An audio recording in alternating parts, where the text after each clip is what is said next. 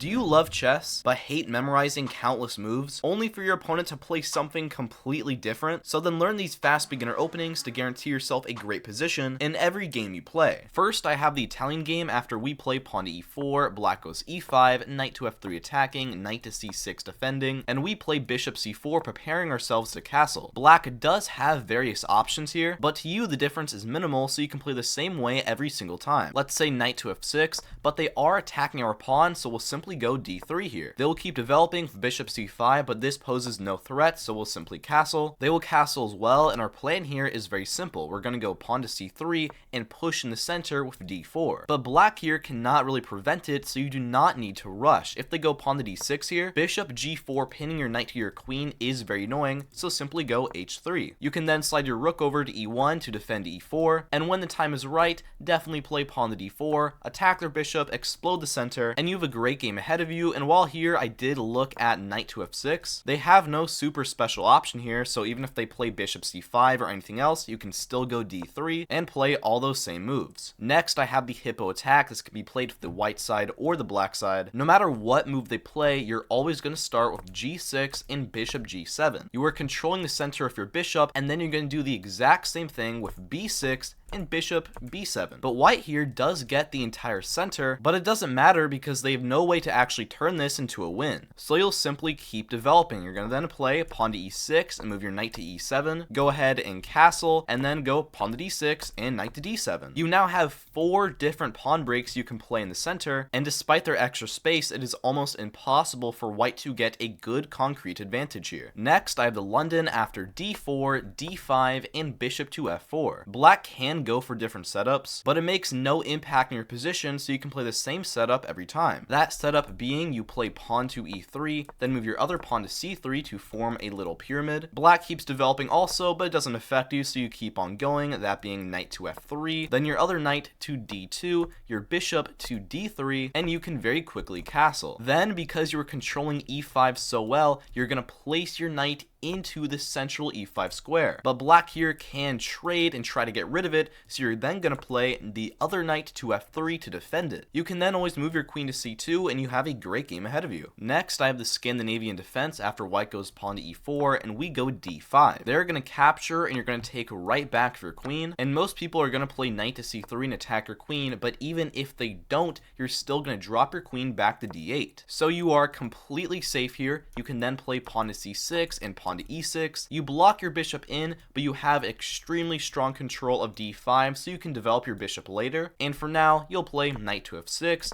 then bishop to e7, and simply castle. It's very compact, but white has no way to attack you, so you are doing absolutely great here. But your knight is a little awkward, so you're going to go on a rotation to d7, then to b6, also attacking their bishop, and then move it to d5. You have a super strong knight in center, but white has basically no way to get rid of it, so they may try to trade, but then you take it back for the e-pawn, and then your bishop is opened up for great development. And e4 is now open for your knight, and everything is falling apart for them.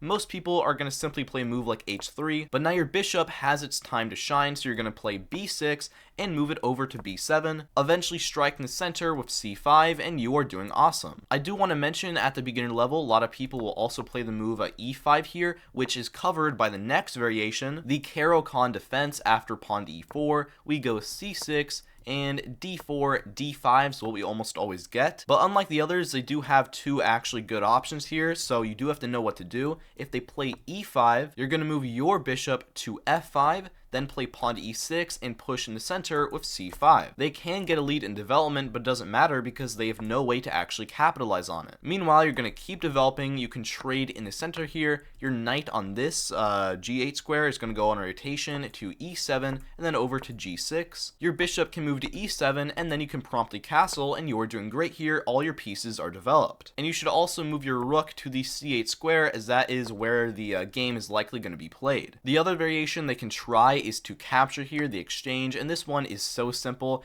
It's literally just a matter of moving your knights out, then moving both of your bishops out, and at the end of the day, just castle. But they can play slightly different setups, but once again, it does not affect you, so you have no reason to actually change anything. Next, I have the Nimzo-Larsen Attack after we play pawn to b3 and bishop to b2 here. The point being we control the e5 square, but we don't want to just control it, we want to absolutely dominate it, so we're going to go pawn to f4 here, and then knight to f3, controlling e5 really well, but f4 weakens your king side. Some people may say they have no way to attack you, so it doesn't matter. You'll then play pawn to e3 to develop your bishop. If you can, it would be nice to play bishop b5 and trade off your bishop for their knight, because that is one less piece controlling e5, but if they prevent it, then that is completely fine. You can just go bishop to e2 instead, promptly castle, and now when you are ready, move your knight into the e5 outpost. But like the London, they can try to trade and get rid of your knight, so you're going to play pawn to d3 here,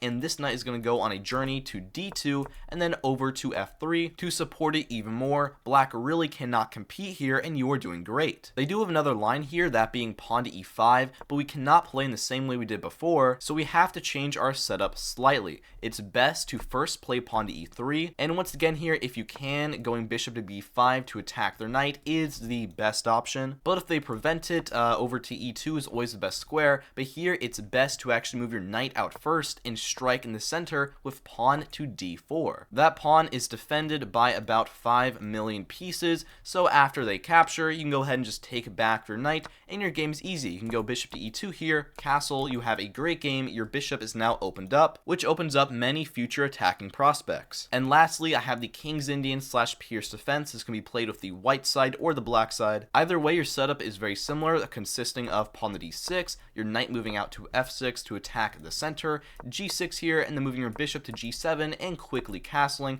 This is a very iconic setup because it is so good. And from here, your plan is to move this knight to d7, and you're going to strike in the center with either pawn to e5 or pawn to c5. They're equally as good. I prefer pawn to e5 here, and after like captures, it is not the most exciting, but it is extremely solid, so it does not matter.